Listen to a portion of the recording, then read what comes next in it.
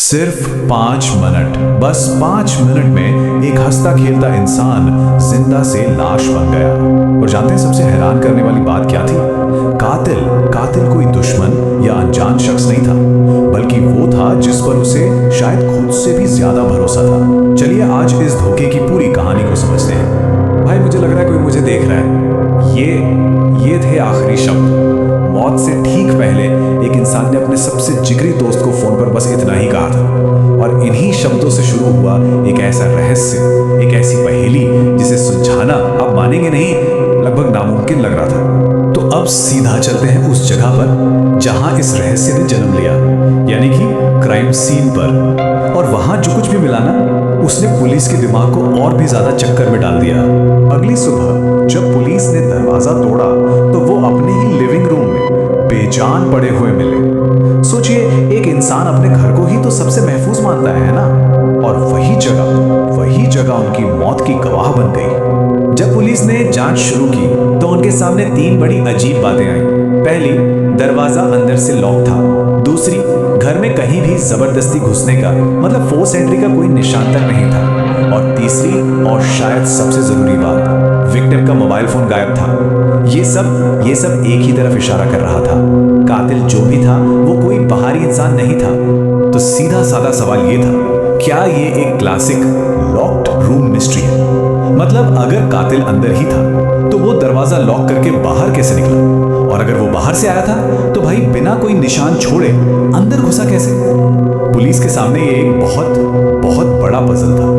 अब इस पूरी गुत्थी को सुलझाने का जो पहला धागा मिला ना, वो उस रात की आखिरी फोन कॉल में ही छुपा था। हाँ, वही कॉल जो मौत से बस कुछ ही मिनट पहले की गई थी, और जिसके ठीक बाद सब कुछ बदल गया।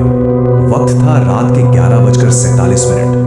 विक्टिम ने अपने दोस्त को वो डर से भरी कॉल की, फिर अचानक से फोन कट जाता है और अगली सुबह बस लाश मिलती है। सवाल ये है कि उस कॉल के कटने और सुबह होने के बीच आखिर हुआ क्या था? पुलिस ने अपनी जांच आगे बढ़ाई और बहुत ही जल्द उनका शक सिर्फ एक ही इंसान पर आकर टिक गया, क्योंकि उनके हाथ एक ऐसा सबूत लगा जिसने इस पूरे केस का रुख ही मोड़ कर रख दिया। और वो सबूत था एक सीसीटीवी फुटेज। हमेशा की तरह टेक्नोलॉजी ने इस क्राइम को सॉल्व करने में एक बहुत बड़ा रोल प्ले किया। पास ही लगे एक छोटे से कैमरे ने कुछ ऐसा रिकॉर्ड कर लिया था जिसे देखकर पुलिस वालों के भी सच में होश उड़ गए। उस पूरी रात विक्टिम के घर के आसपास सिर्फ और सिर्फ एक शख्स की मूवमेंट रिकॉर्ड हुई थी, बस एक। ना उससे पहले कोई आया और ना ही उसके बाद कोई गया। और जानते हैं वो अकेला इंसान कौन था? वो कोई और नहीं बल्कि विक्टिम का अपना सबसे अच्छा दोस्त था। जी हाँ, वही दोस्त जिसे उसने मरने से पहले वो आखिरी कॉल की थी। बस यहां से दोस्ती और धोखे की ये कहानी एक नया और बहुत ही खतरनाक मोड़ ले लेती है। लेकिन क्यों? सबसे बड़ा सवाल तो यही था, आखिर एक बेस्ट फ्रेंड अपने ही दोस्त की जान क्यों लेगा? जब पुलिस ने इस क्यों का जवाब ढूंढना शुरू किया तो दोस्ती की मीठी चादर के नीचे छुपा एक बहुत ही कड़वा सच सामने आया। देखिए, बाहर से देखने वालों के लिए उनकी दोस्ती एक मिसाल थी, एकदम अटूट बंधन। लेकिन इस दोस्ती के पर्दे के पीछे असलियत कुछ और ही थी। असलियत थी पैसों को लेकर एक बहुत बड़ा झगड़ा, जो वक्त के साथ साथ धीरे धीरे नफरत में बदल चुका था। और ये समझना बहुत जरूरी है कि ये कोई गुस्से में अचानक से किया गया जुर्म नहीं था, बिल्कुल नहीं। ये एक प्री प्लान्ड, सोची समझी साजिश थी। पूरा प्लान ये था कि मौत को एक हादसा, एक एक्सीडेंट जैसा दिखाया जाए, ताकि कातिल पर कभी किसी की नजर ही न जाए। अब कातिल को तो लग रहा था कि उसने एक एकदम परफेक्ट प्लान बनाया है, कोई उसे पकड़ ही नहीं सकता। लेकिन कहते हैं ना, कातिल चाहे कितना भी शातिर क्यों ना हो, वो कोई ना कोई गलती, कोई ना कोई सुराग जरूर छोड़ जाता है।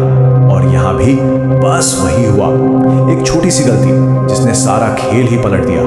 तो सवाल फिर वही है, आखिर वो पकड़ा कैसे गया? अगर सब कुछ इतना परफेक्ट प्लान था, दरवाजा अंदर से बंद, सीसीटीवी में सिर्फ वही एक इंसान, तो फिर ऐसी कौन सी चूक हो गई? ऐसी कौन सी गलती थी जिसने सारा पासा ही पलट दिया?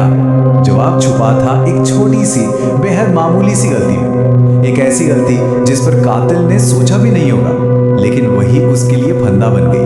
वो गलती जुड़ी थी उस चीज से जो क्राइम सीन से गायब थी, यानी कि विक्टिम के मोबाइल फोन से। तो प्लान तो बड़ा सिंपल था, क्राइम को एक एक्सीडेंट की तरह दिखाओ और वहां से निकल जाओ। लेकिन गलती क्या हुई? वो विक्टिम का फोन अपने साथ ले गया, शायद सबूत मिटाने के लिए। उसे लगा फोन बंद है तो कुछ पता नहीं चलेगा, लेकिन वही गायब फोन उसके खिलाफ सबसे बड़ा सबूत बन गया।